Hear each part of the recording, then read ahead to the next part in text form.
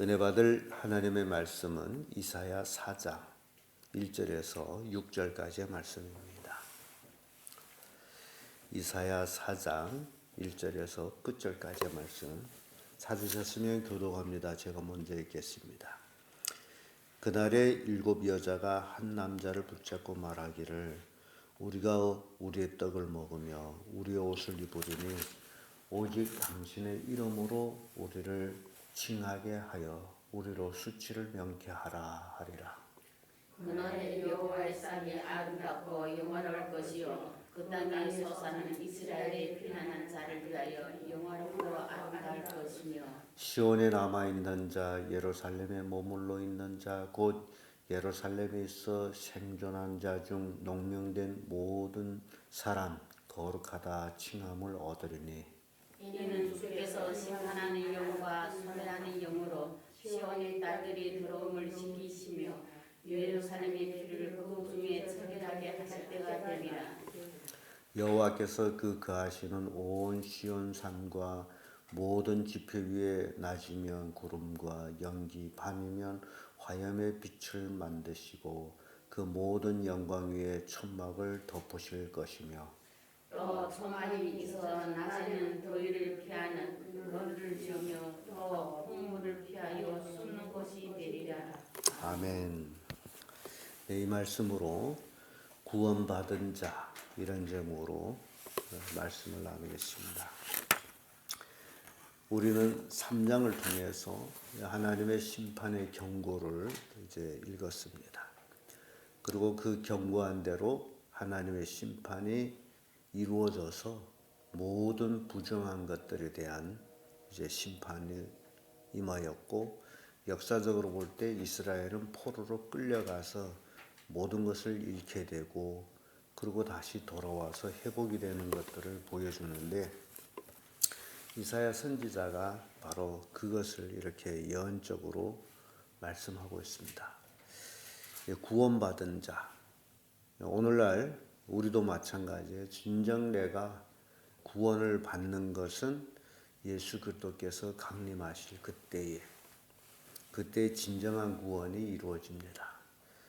오늘날 수많은 사람들이 교회에 나오고 형식적인 종교인 생활하면서도 착각하는 것이 있다면 구원받았다라고 하는 것. 또 어떤 사람들은 내가 이렇게 믿어서 구원을 받겠느냐.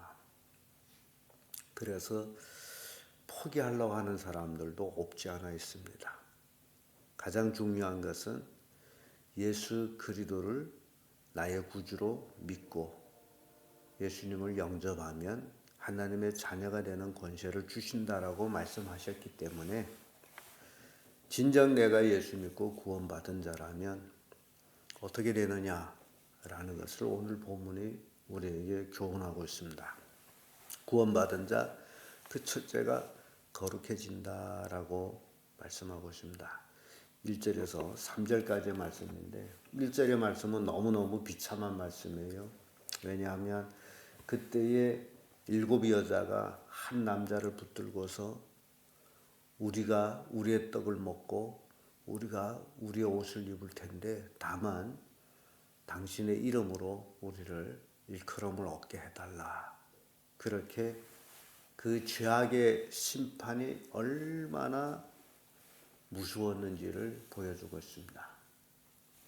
왜냐하면 예나 지금이나 별 다름 없습니다만 그때 당시에 남편 없는 여자다라게 되면 사회에서 밑바닥 취급을 받아요.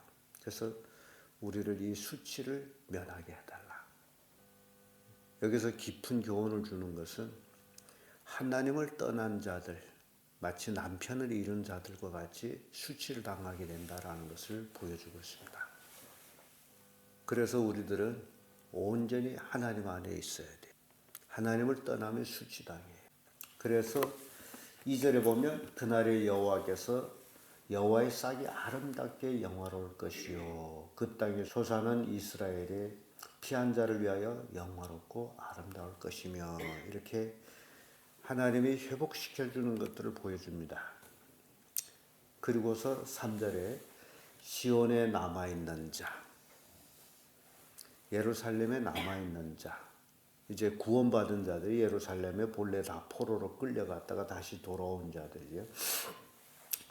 남아있는 자, 예루살렘에 있어 생존한 자, 이름이 농명된 자, 이런 사람은 모든 사람이 거룩하다 칭함을 얻으리라. 그래서 구원받은 자가 거룩하다 칭함을 받는 거예요. 우리가 거룩해야 됩니다. 구원받았다면. 진짜로 예수님도 니고데모하고 말씀하실 때에 사람이 거듭나지 아니하면 하나님 나라를 볼 수 없다라고 말씀하셨어요. 근데 오늘날 이 교회가 그리스도인들이 지금 망각하고 있는 것이 교회만 다니면 구원을 받는다라고 하는 그 착각 속에서 살고 있습니다. 그래서 심지어 교회 다녀 그럼 구원받어. 교회가 구원을 주는 것처럼 착각하게 만듭니다. 그런데 실질적으로는 거룩한 자, 거듭난 자예요. 그래서 오늘날 우리도 이렇게 거듭난 자가 되어야 됩니다.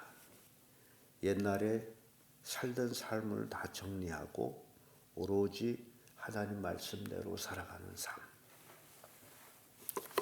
이사야 60장 21절에 보게 되면 내 백성이 다 의롭게 되어 영영이 땅을 차지하리니 그들은 나의 심은 가지요 나의 손으로 만든 것으로서 나의 영광을 나타낼 것인즉 그렇게 말씀합니다. 하나님이 거룩해 해야 거룩해집니다. 근데 하나님이 그 거룩해 하는 방법이 예수 그리스도를 통해서 죄 사함 받은 자들, 그들이 거룩해집니다. 그래서 구원받은 자는 거룩한 자들이에요. 내가 진정 구원받았다면 거룩해져야 됩니다. 그래서 누구하고 비교할 거 없어요. 신앙은 지극히 개인적입니다. 집단적인 것 같으면서도 개인적이에요. 그럼 집단은 뭐냐? 거룩한 사람들이 모인 무리로서 서로를 격려하며 함께 거룩해 가는 것입니다. 그게 집단이에요. 오늘 본문의 말씀에 바로 3절이 그걸 말씀하고 있는 겁니다. 예수 그리스도를 믿는 자가 하나님의 자녀가 되는 권세를 가졌다라고 말씀하면 농명된 자들이 되죠. 생명책에 이름이 기록된 자와 기록되지 않는 자의 차이가 엄청 큰데 우리가 거룩한 자들로서 생명책에 이름이 농명된 자들이 돼요. 이름이 기록돼야 돼요. 이게 구원받은 자들입니다. 두 번째로 구원받은 자들은 청결해집니다. 이제 4절의 말씀 보게 되면 이는 주께서 그 심판하는 영과 소멸하는 영으로서 시온의 딸들이 더러움을 씻으시며 예루살렘의 피를 그 중에서 정결케 하실 때가 됩니다. 예루살렘은 죄악으로 인해서 하나님의 심판을 받게 됩니다. 그것이 그 심판의 도구가 바벨론이라는 느부갓네살 왕이 와서 예루살렘을 회파시킵니다. 그리고 포로로 끌어갑니다. 죄악으로 인해서 예루살렘의 거민들은 수치를 당합니다. 예루살렘이 더러워집니다. 수많은 피를 흘립니다. 그래서 이 모든 것들이 이제 하나님께서 회복을 시켜주시는데 바로 구원받은 자가 청결해진다라고 가르치고 있습니다. 에스겔 36장 23절의 말씀 보면 맑은 물로 너희에게 뿌려서 너희를 청결케 하리니 라는 말씀이 있습니다. 맑은 물로 너희에게 뿌려서 청결케 하리니 곧 너희의 모든 더러운 것에서와 모든 우상을 섬김에서 너희를 청결케 할 것이며 우리의 삶이 진정 구원받아서 이렇게 청결해집니다. 그러니까 오늘날 우리가 명심해야 될 것은 신앙생활은 따로 또 사회생활을 따로 이렇게 하는 경향이 많아요. 그러니까 교회 나오면 다 믿는 사람 같은데 뭐 직장으로 돌아가든지 가정으로 돌아가든지 그러게 되면 세상의 그 풍조에 따라서 그대로 삽니다. 그래서 거기에 대해서는 가책이 없어요. 하나의 문화처럼 삶처럼 생각하고 있기 때문에 그게 문제입니다. 하나님이 우리를 청결케 할 때는 거기에서 청결케 하는 거예요. 만약시 여러분 생각해 보세요. 천국에 갔는데도 우리가 이 세상의 삶을 그대로 가지고 천국 가서 산다. 그럼 이게 천국이 되겠어요? 아니죠.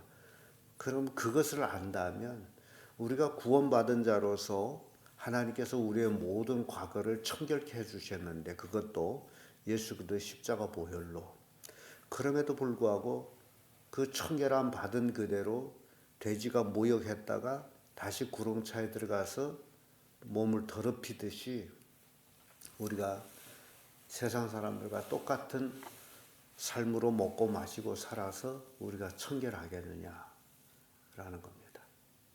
근데 종교적인 문화를 볼 때에 옛날에 소림사라는 영화를 할 때 거기에 중들이 그런 얘기를 해요.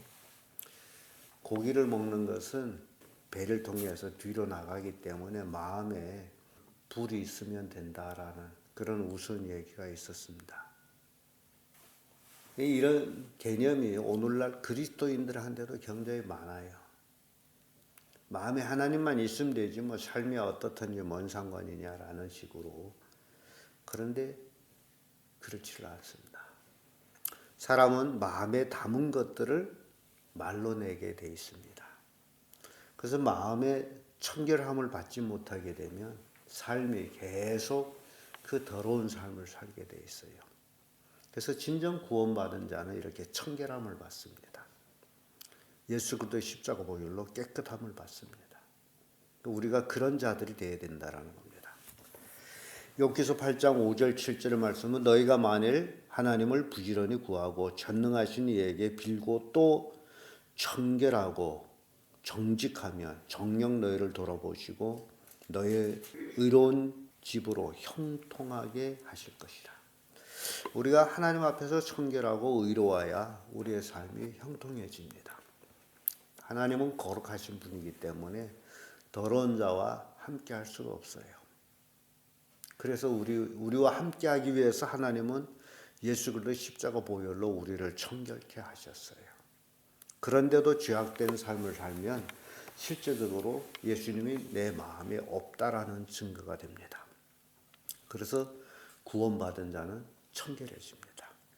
우리가 청결해져야 돼요. 끝으로 구원받은 자는 하나님의 보호를 받습니다.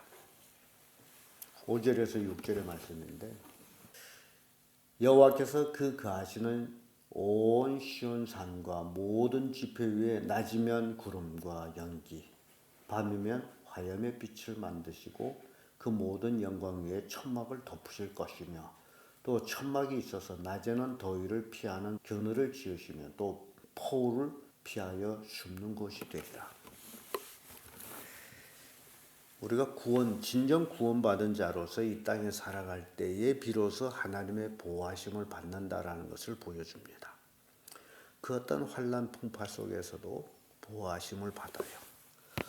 우리는 하나님의 보호하심을 받으면서 살아야 됩니다. 왜냐하면 우리는 이 험악한 세상을 이겨나갈 만한 힘이 없습니다. 이 죄악된 세상을 우리가 이길 수가 없어요. 마치 아담 하와가 에덴 동산에서 추방당할 때에 세상을 이길 만한 힘이 없어요. 왜냐하면 아담 하와의 왕권을 마귀한테 뺏겼기 때문입니다. 권한이 없어요. 권세가 없어요. 마귀가 뺏어갔어요. 그래서 그들이 스스로 생각해서 한 일이 있습니다. 부끄러움을 가리기 위해서 무화과 잎으로 치마를 해입었습니다. 수치를 면하기 위해서. 지금 여기에 수치를 면하게 달라는 것과 똑같은 거예요. 근데 그것으로 인간이 노력으로 수치를 면할 수가 없어요. 그래서 하나님은 그들을 긍휼히 여겨주셔서 그들에게 가죽옷을 지어 입힙니다. 이게 보호예요. 우리가 하나님의 보호를 받지 아니하면 이 땅에서 살아갈 수가 없습니다. 가시밭 같은 세상에서. 그래서 하나님은 구원받은 자를 보호하십니다. 시편 27편 5절에 보면 여호와께서 환난 날에 나를 그 초막 속에 비밀히 지키시고 그 장막 은밀한 곳에 나를 숨기시며 바위에 높이 두시리로다. 산의 들짐승 중에 산양이나 이런 약한 짐승들은 높은 바위 위에서 삽니다. 왜 그러냐? 사나운 야수들이 자기들 침해 못하도록 하기 위해서. 여기 표현이 그렇습니다. 우리를 높은 바위에 두시며 우는 사자같이 뛰댕기는 그런 마귀의 밥이 되지 않도록 이렇게 우리가 하나님의 보호를 받을 때에 이 가시밭 같은 세상에서 우리가 안연히 살 수가 있습니다. 하나님의 보호를 받지 못하게 되면 우리는 상처투성이 될 수밖에 없습니다.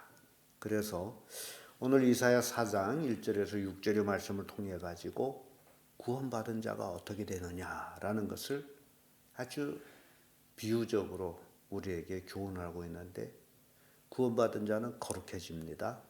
구원받은 자는 청결해집니다.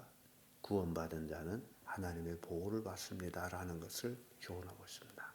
그래서 이 말씀을 통해서 우리가 깊이 생각해야 될 것은, 나는 참으로 예수 그리스도를 믿고 구원받은 자냐? 아니면 종교인의 생활하는 하나의 종교인인가? 교회 나와서만 믿는 사람 같고 돌아가서는 불신자와 같은 그런 이중 성격을 띠는 자냐?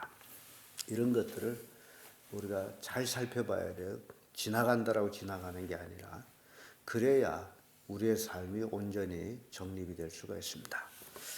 기도하겠습니다.